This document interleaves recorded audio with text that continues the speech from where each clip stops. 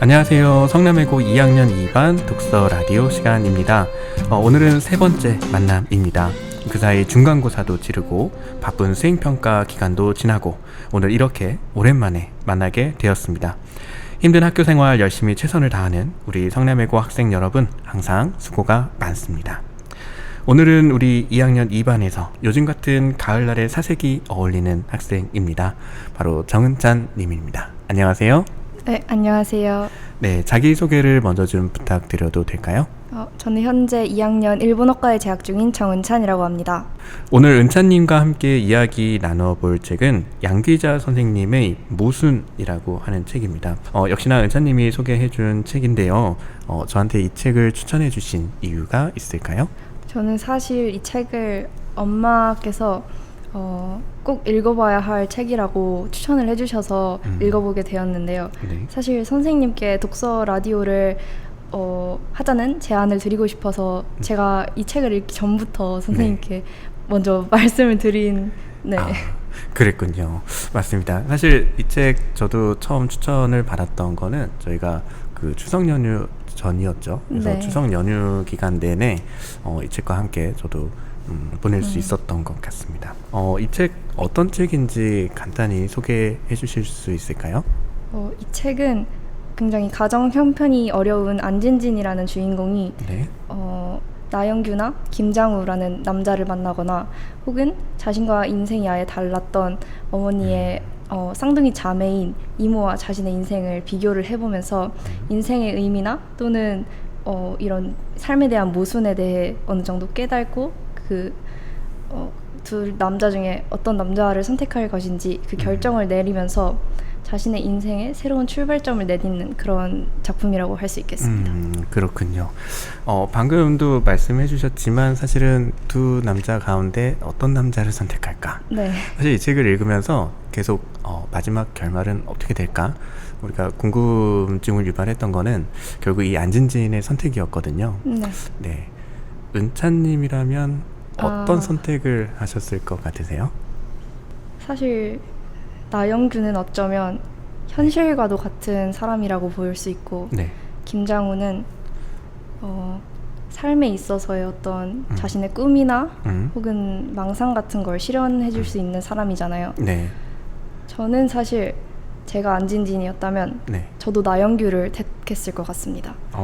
그렇군요. 네. 이유는? 왜냐하면 일단 진진이의 가정 형편이 굉장히 좋지 못합니다. 어머니가 속옷 장사를 하기도 하고 동생은 현재 범죄자로서 수감되어 있죠. 네. 그런 상황에서 장우를 택한다는 건 어쩌면 자신의 어머니와 같은 자신이 보기에는 불행하다고 느꼈던 삶을 사는 것이 아닐까라고 생각했습니다. 그렇군요. 지금 영규를 선택했다라고 이제 하셨으니까 말씀을 드리는 건데 사실 나영규라고 하는 인물이 안진진에게 줄 수 있었던 어떤 현실에서의 안락함이라고 하는 부분들이 사실 마침 그 안진진의 이모죠. 그 이모가 살아왔던 생을 이제 따라가게 되는 모습인데 사실 그 이모가 그런 어떤 풍요 속의 고독함을 느끼다가 결국은 죽음을 선택하게 되었죠. 근데 이런 모습들을 다 봐왔으면서도 이 안진진은 영규를 선택할 것인가, 그리고 지금 은찬님도 영규를 선택할 것인가 라고 한다면 뭐라고 말씀해 주실 수 있을까요? 책의 결말 부분에 보면 나는 내게 없었던 것을 선택할 것이었다. 이전에도 없었고 김장우와 결혼하면 앞으로도 없을 것이 분명한 그것을 나는 나영규에게서 구하기로 결심했다라고 했는데요. 아무래도 안진진은 이모와 다른 사람이다 보니까 이모의 삶을 살아본 것은 아니잖아요. 여기서 삶의 어떤 교훈도 내 속에서 체험된 후가 아니면 절대 마음으로 들을 수 없다고 했는데 이러한 모순 때문에 나영규를 택하고 저도 제게 없었던 것이라고 보기는 어렵지만 그래도 안정된 삶을 추구하는 사람이기 때문에 나영규를 택할 것 같다는 겁니다. 그랬군요. 또 지금 은찬님 얘기를 듣고 나니까요, 저는 또 이렇게 책 맨 앞부분이 생각이 나는 것 같아요. 지금 이제 이 책의 맨 처음 시작을 보게 되면 이렇게 시작을 해요. 어느 날 아침 문득 정말이지 맹세코 아무런 계시나 암시도 없었는데 불현듯 잠에서 깨어나는 순간 나는 이렇게 부르짖었다. 지금 안진진의 첫 대사입니다. 그래, 이렇게 살아서는 안 돼. 내 인생에 나의 온 생애를 다 걸어야만 해. 꼭 그래야만 해. 라고 그렇게 이야기를 하는데, 지금 이 부분이 지금 은찬님 얘기를 듣다가 떠오른 이유가, 아마도 지금 은찬이 처해 있는 상황이라고 은찬이라고 했나요?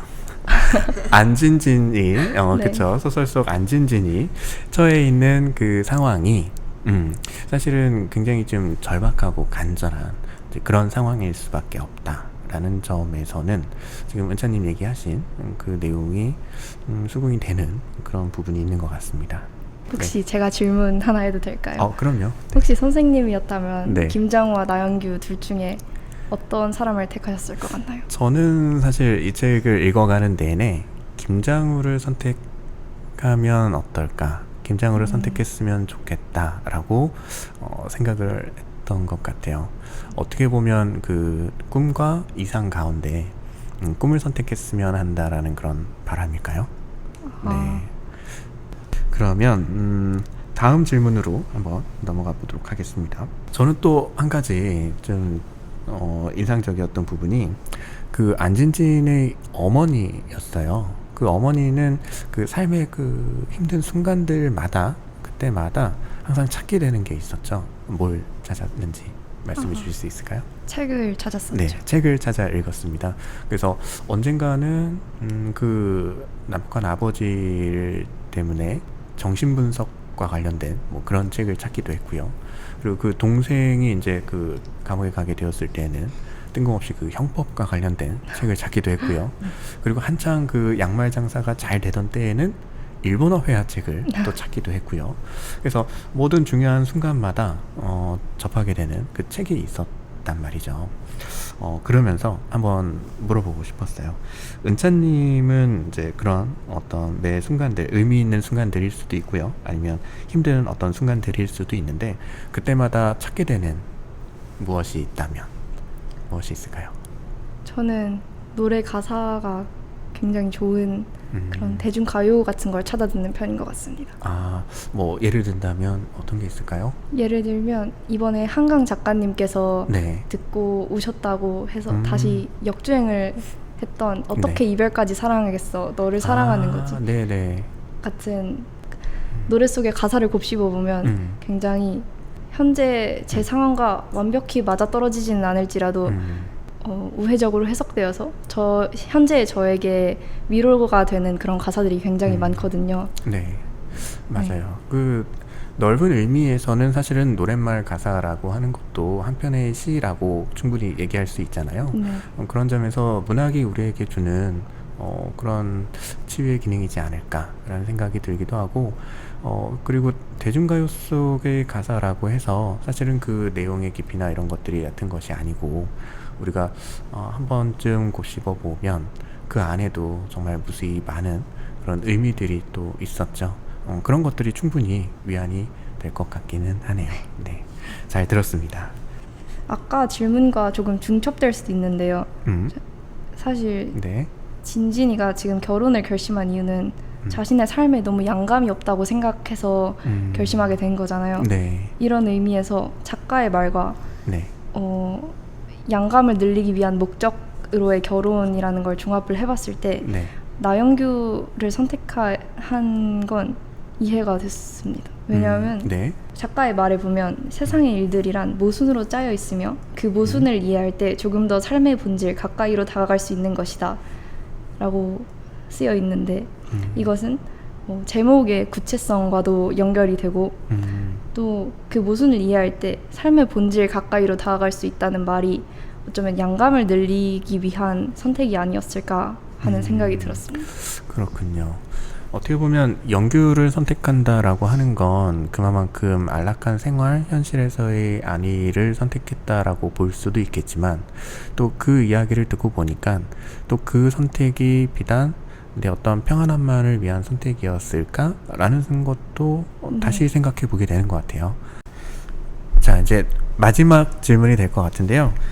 그 밖에 혹시 이야기하고 싶은 부분이나 아니면 인상적이었던 부분이 있다면 한번 소개해 주실 수 있을까요? 네, 제가 읽으면서 인상 깊었던 부분을 소개해 드리겠습니다. 네. 저는 인생의 부피를 늘려주는 것은 행복이 아니고 오히려 우리가 그토록 피하려 애쓰는 불행이라는 중요한 교훈을 내게 가르쳐준 줄이었다 라는 대목이 가장 인상 깊었는데요. 네. 이 책이 시작하게 된 계기도 진진이가 조금 더 나의 인생에 내 일생을 바치겠다 라는 말과 함께 시작한 것과 맞아떨어지는 대목이라고 생각을 했고, 왜냐하면 결혼을 선택한 것도 양감을 늘리고 싶다고 한 결정이기 때문에. 네. 그리고 단조로운 삶은 단조로운 행복만을 약속한다 라는 대목이 있었는데요. 네.